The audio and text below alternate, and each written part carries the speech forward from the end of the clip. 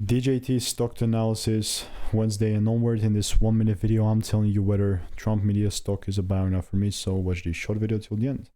Right, Trump Media and Technology, 10% down. Where the heck are we heading next?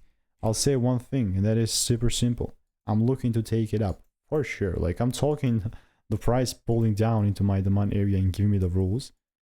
And it ultimately all comes back down to the rules now, because we pulled down into that demand area. It seems like these are going to be the highs that I would love to see breaks from. I mean, as long as there's like a good at least 1 to 3 risks to reward, I'm actually chilling. I'm really going to be chill. So yeah, love this. I'm going to put caps. I'm waiting still, right? Nothing's been bought. Nothing has been bought, nothing. So if you want to learn to make more money by taking less trades, click the first link in the description. I'll see you in the next one. See ya.